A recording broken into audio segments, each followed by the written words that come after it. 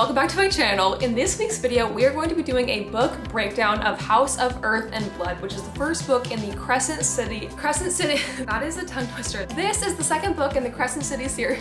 The Crescent City series. Second book in the Crescent City series by Sarah J. Maas. A lot of readers struggle with the world building in this book. So if you've clicked this video because you read the first book and you did not retain anything, or you're about to do a reread and you just can't remember what you read, you are not the only one and it's not your fault. This is a safe space for readers who retain literally zero information. I was actually talking to my friend about Crescent City the other day, and she made the point that I thought was so valid, that what makes Crescent City different and I think a little more difficult for some readers than Sarah J. Maas's other series is that when we open up and meet Bryce, she is already an expert in the world of Crescent City. When you read Sarah J. Maas's other works, like the A Court of Thorns and Roses series where we follow Feyre going through Prythian, or Throne of Glass where we follow Aelin going through her journey, we are introduced to the magic and the politics and the nuance of the world at the same time that those characters are. Crescent City is different. When we encounter Bryce, she is already street smart, savvy, intelligent. She knows what's up in the world. So as readers, we have a bit more work to do catching up to Bryce and figuring out what's going on in the world around her. However, with that being said,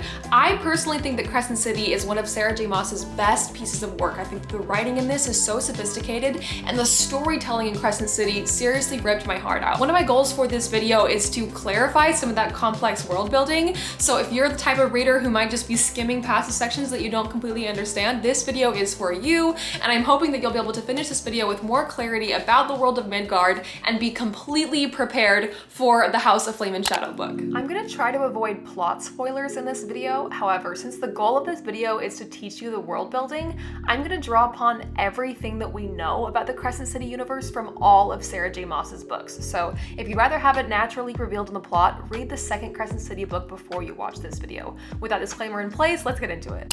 The first thing that you need to know is that 7 is a very important number in the Crescent City universe. There are 7 Asteri, 7 hills, 7 neighborhoods, 7 gates, 7 planets, 7 circles in hell, 7 princes. Essentially, if anything has a number, there's a very good chance the number is going to be 7. 7, 7, 7, 7, 7, 7, 7. The action in Crescent City takes place on the planet of Midgard, which is of course one of 7 planets in its system. In Norse mythology, Midgard is the home of human beings, and so appropriately, humans are the only species native to this planet. Supernatural beings migrated into Midgard tens of thousands of years ago in an event called the First Crossing. They traveled through a since closed portal on the northern continent of Pangaea called the Northern Rift. Today, Midgard is home to a whole assortment of supernatural creatures that are called the Vanir. All of the Vanir on Midgard are ruled by the powerful, parasitic, near-god conquerors called the Asteri. The history of the Asteri and their origins have been obscured. In A Court of Silver Flames, Rhysand describes monstrous immortals who ruled over Prythian for millennia. These parasitic beings enslaved Fae and humans alike, drinking the magic of the land like wine. Many fans have speculated that the Asteri of Crescent City are the same rulers that Rhysand describes in this section. While it's unknown where these eternal beings originate from, or even what the Asteri are, it's widely speculated that each of them contains the power of a monstrous star. What we know for sure is that there were originally 7 Asteri, and that one of their sisters, Sirius, was slain by a prince of hell during a crushed rebellion. Presently, the Asteri rule Midgard with an iron fist from the Eternal City on the cold-climated continent of Pangaea. From there, they control a puppet imperial senate and command 10 archangels who rule over the various Vanir territories. House of Earth and Blood takes place in the city of Lunatheon. Lunatheon is a 500-year-old city originally erected around a temple built to honor the goddess Luna.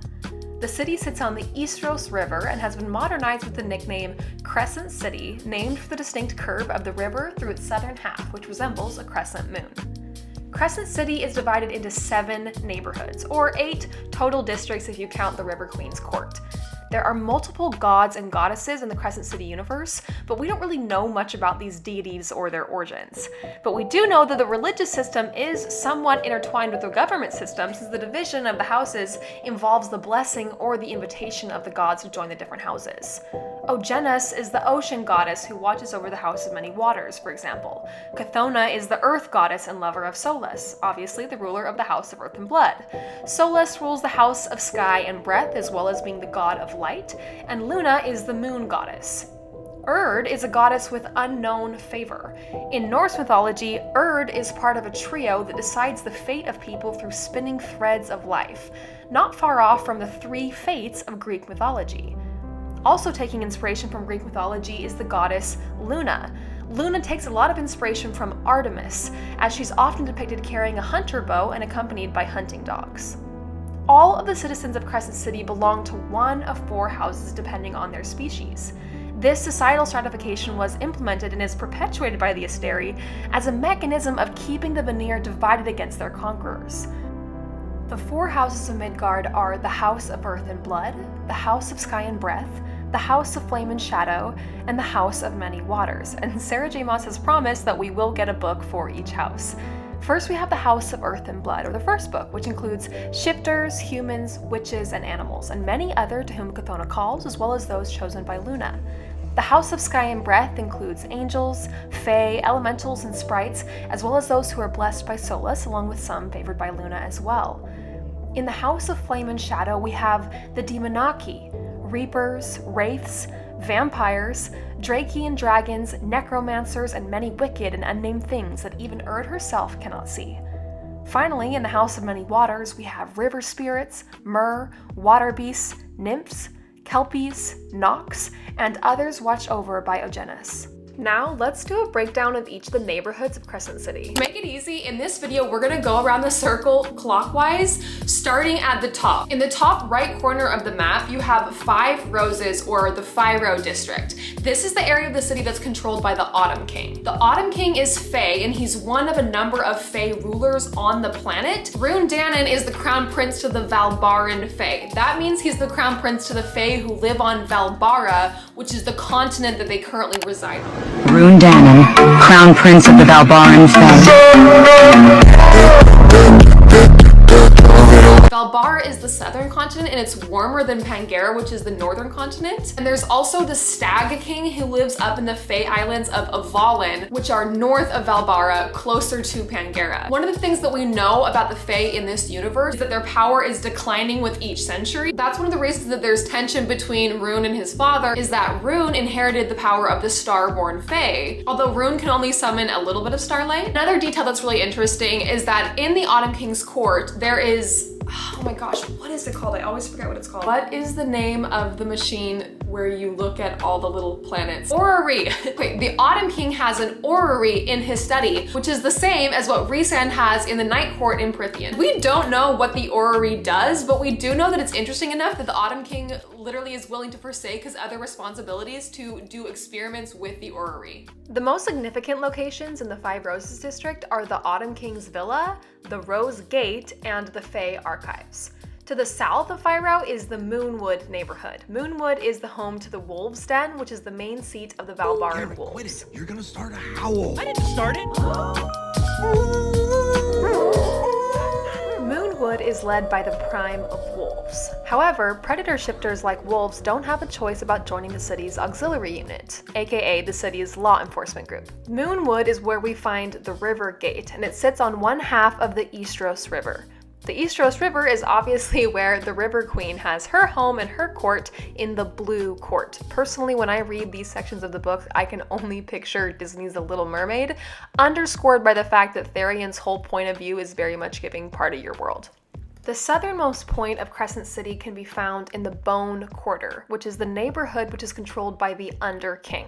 This is the spooky, dark, scary portion of Crescent City where we find the dead. I don't really have much to add here. It's not somewhere I would want to spend the weekend, if you know what I mean. We go here a couple of times in the Crescent City series with Bryce, and every single time that she goes, it is not a good time. 0 out of 10 would not recommend visiting the Bone Quarter. On the other side of the river, you can experience all of the lovely sights, sounds, and smells of the meat market, which is probably the only worse place to spend the weekend if you were visiting Crescent City. The meat market is controlled by the Viper Queen, who also happens to run all of the criminal underworld in Crescent City. The meat market is where you'll find the Merchant's Gate, and it's where you can buy, sell, and trade anything that you want. Speaking of business, if you go just a little bit north, you'll enter the Central Business District. This is the commercial hub and center of the city, and it's also the area that's most tightly controlled by the governor of Crescent City, Archangel Micah Domitus. The governor rules Crescent City with the help of his personal army, or Triarii, which are called the 33rd Legion. The most famous of his soldiers is Hunt Athalar, the Umbra Mortis, or Death from Above.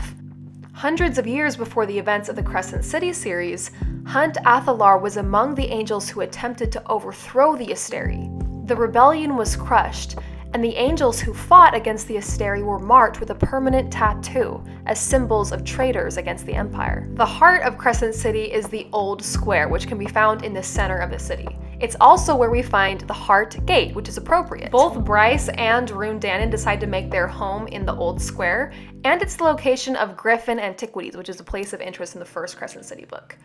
Finally, in the north part of the city, we find Asphodel Meadows. This is the human part of the city and is described in the book as being poor, run down, and essentially a slum. If you have made it this far with me, thank you so much for watching this video. I really hope that you enjoyed this world building breakdown. Please leave a comment if you want me to do videos like this for other books or other series. Let me know what other books you guys would like me to do book breakdowns on.